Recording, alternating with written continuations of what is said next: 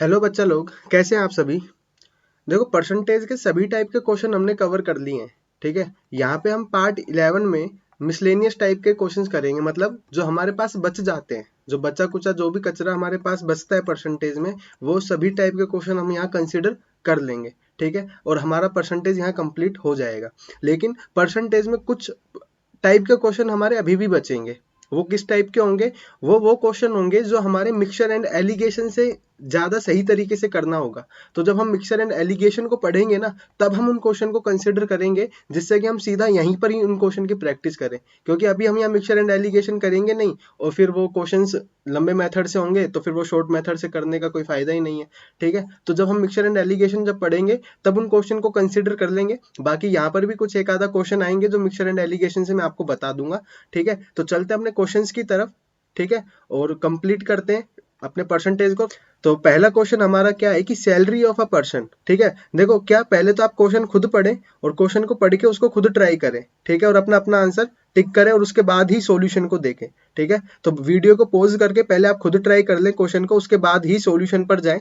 ठीक है, तो यहाँ पर दिया हुआ है कि एक वैल्यू को, किसी व्यक्ति के वेतन को किसी परसेंट से बढ़ाया।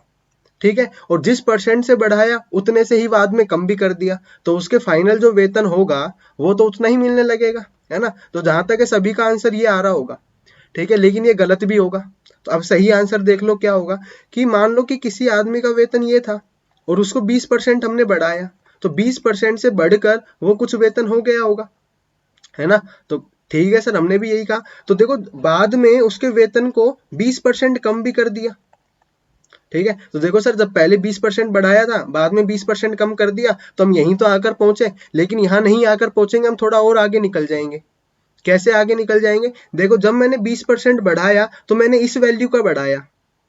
ठीक है, तो इस वैल्यू का जब मैंने 20% बढ़ाया, तो इसका क्या मतलब है, अगर ये वैल्यू 5 थी तो मैंने इसमें 1 बढ़ाया तो ये 6 बन गई। अब जब मैं 20% कम करूंगा, 20% डिक्रीज करूंगा, तो मैं 20% इस 6 का करूंगा। ठीक है, तो 5 का 20% 1 होता है, तो 6 का 20% 1 से तो ज्यादा ही होगा, तो ये वैल्यू मुझे 5 से कम मिलेगी। ठीक है, तो ये जो मेरा फाइनल आंसर होगा ना, वो ये नहीं होगा, वो क्या होगा वो हम सीधे ही निकाल सकते हैं। उसके लिए हमें निकालने की जरूरत नहीं है, ये हम सीधे ही निकाल सकते हैं। कैसे? कि जितने परसेंट से परिवर्तन हम कर रहे हैं ना, उसका स्क्वायर कर दो। सपोज अगर हमने x से किया है, तो x का स्क्वायर कर दो और उसे 100 से डिवाइड कर दो। इस परसेंट से वैल्यू क्या होगी? डिक्रीज होगी। ये बात तो समझ में आई गई होगी कि जो हमारी रियल वैल्यू होगी उससे छोटी वैल्यू मुझे मिलेगी, क्योंकि इस बार बड़ी वैल्यू का कम हुआ है। तो डिक्रीज तो होगा, लेकिन कितना होगा? जितना हमने चेंज किया है उसके स्क्वायर बटे 100 के बटे 100 के। तो यहाँ पर 20 से किया है, तो 20 का स्क्वायर कितना होगा? 400 होगा, और 400 में 100 का भाग दे देंगे, तो ये 4% से डिक्रीज हो जाएगी। तो ये मेरा सी ऑप्शन करेक्ट होगा। ठीक है, अगर इसी क्वेश्चन को हम थोड़ा और देखें, कि मान लो एक हमें देता कि किसी वस्तु की कीमत पहले 50% बढ़ाई जाती है। ठीक है, पहले 50% से बढ़ाई गई और उसके बाद 50% से ही कम कर दी गई, तो फाइनल उसकी वैल्यू में कितना परसेंट चेंज आया? जो उसकी कीमत है वो कितने परसेंट से बदली? तो देखो, 50% से हम चेंज कर रहे हैं, तो 50 का स्क्वायर बटे 100 आएगा डिक्रीज ही, मतलब होगी वैल्यू कम ही। तो हम निकाल लेंगे कितना, तो 50 का स्क्वायर कितना होता है? 2500 होता है। ठीक है, 100 से 100, तो 25% से वैल्यू क्या हो जाएगी? कम हो जाएगी, फाइनल जो वैल्यू होगी। ठीक है, तो इस तरह के क्वेश्चन हम अब कर सकते हैं। नेक्स्ट टाइप के क्वेश्चन को देख लेते हैं। पहले खुद ट्राई करो, उसके बाद सॉल्यूशन पर जाना। ठीक है, तो आपने ट्राई कर लिया होगा। तो एक परीक्षा में 1000 लड़के और 800 लड़कियां हैं, तो यहाँ पर हमें नंबर ऑफ बॉयज और नंबर ऑफ गर्ल्स दिए हुए हैं। यहाँ ये बता रहे हैं कि 60% लड़के और 50% लड़कियां पास कर जाती हैं एग्जाम को।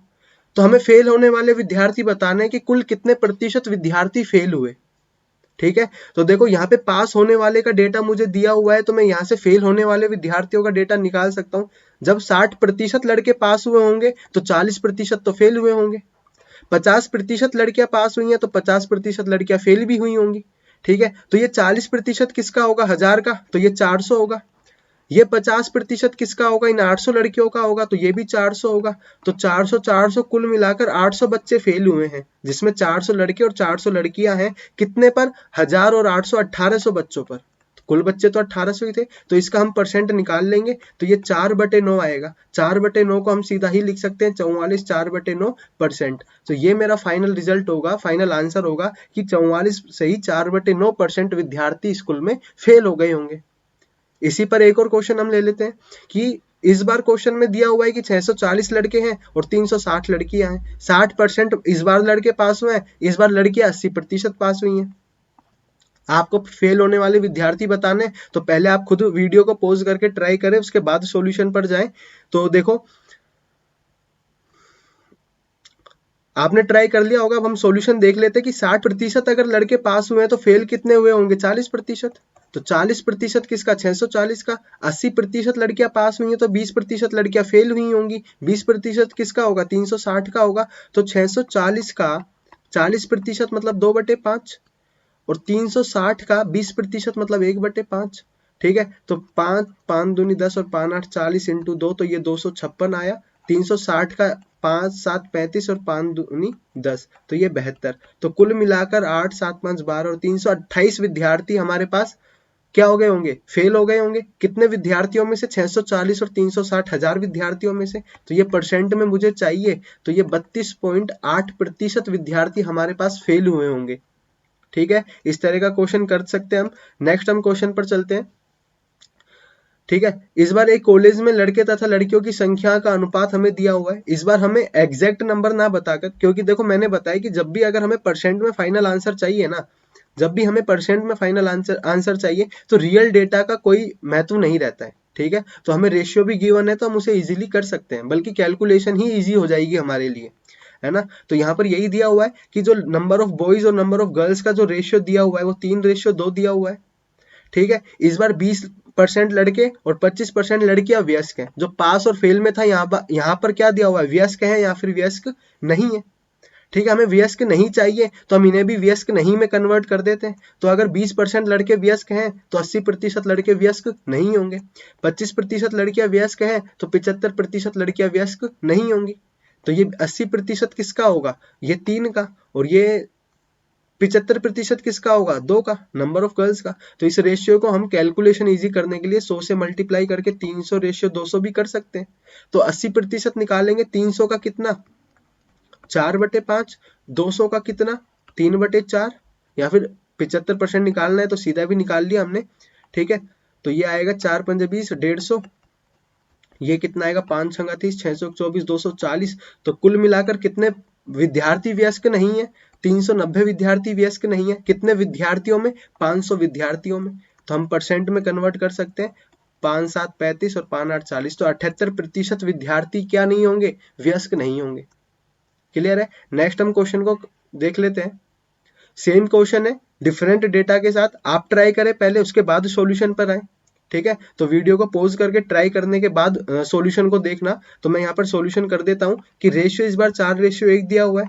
कैलकुलेशन के लिए 400 और 100 में कन्वर्ट हम इसे कर देंगे।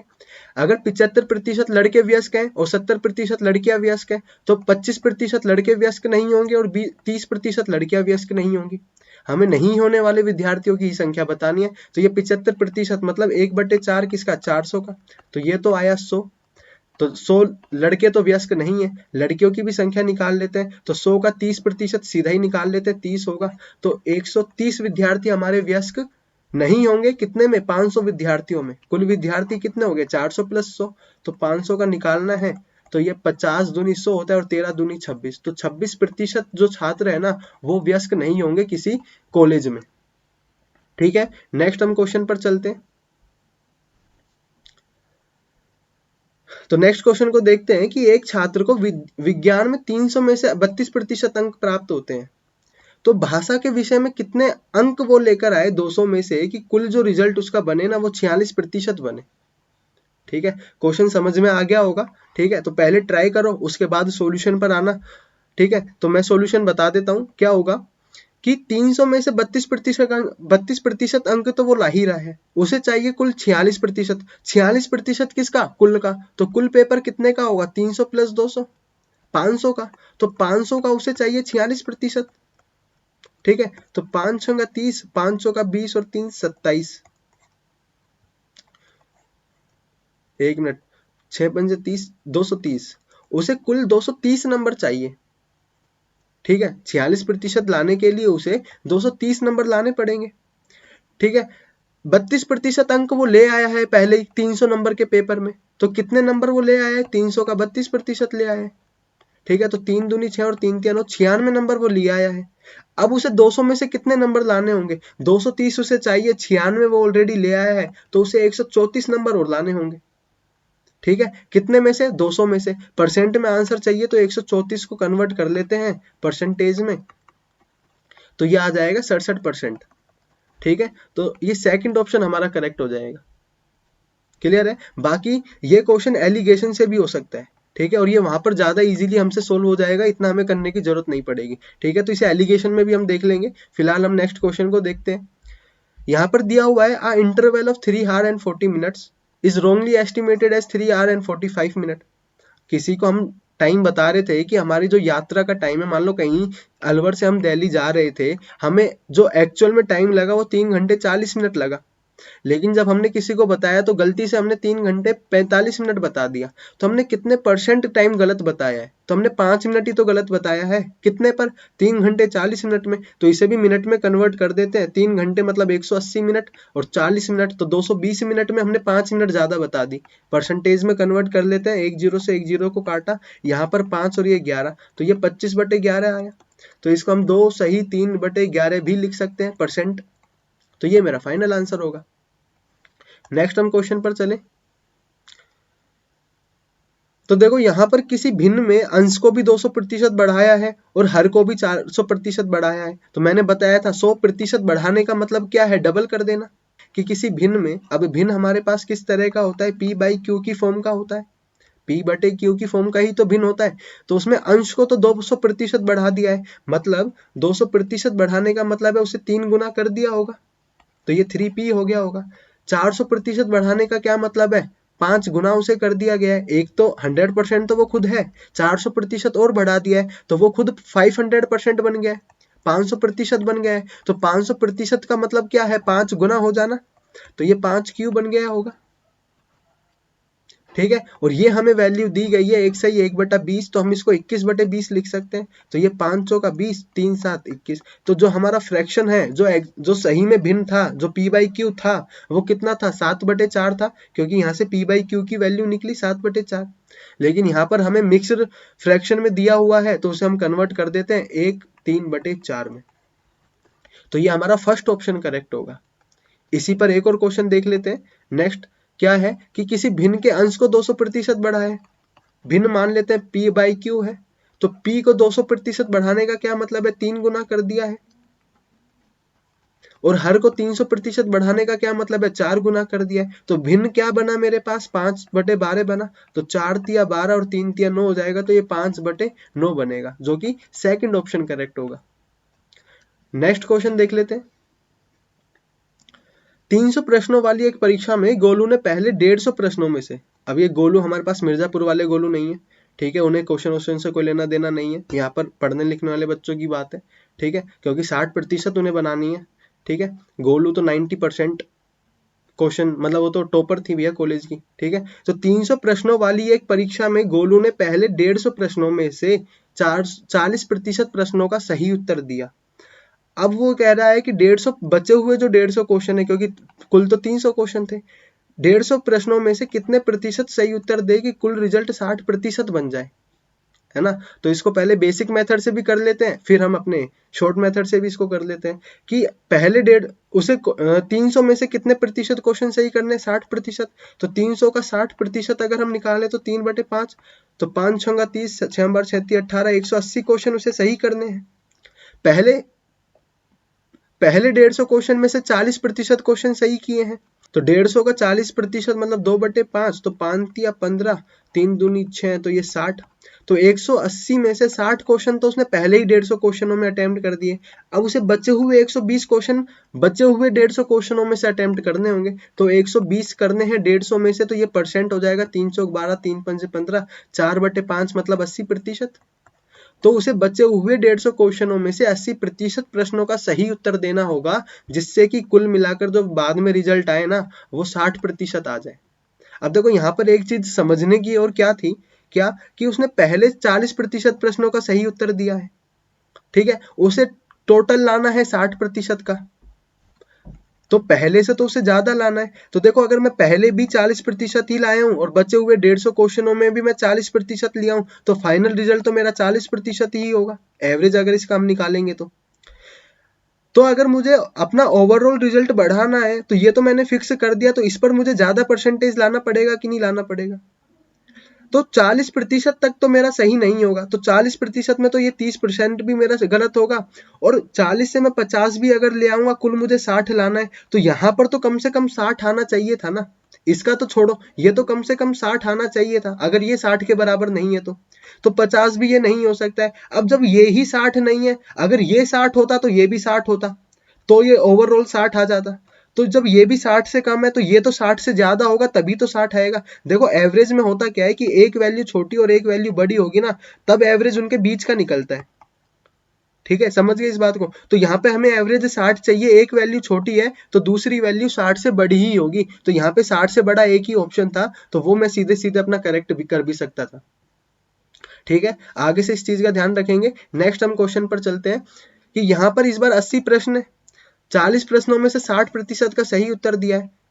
देखो हमने इसे एक शॉर्ट मेथड से और हम इसे ट्राई कर सकते हैं इस क्वेश्चन को पहले, ठीक है, चलो इसमें यहाँ पर ट्राई कर लेते हैं, फिर उस पर देख लेंगे कि पहले जो 40 प्रश्न थे उसमें से 60% क्वेश्चनों का सही उत्तर दिया, तो उसे संपूर्ण जो रिजल्ट आया, परिणाम आया बाद में, उसमें 75% अंक लाने हैं।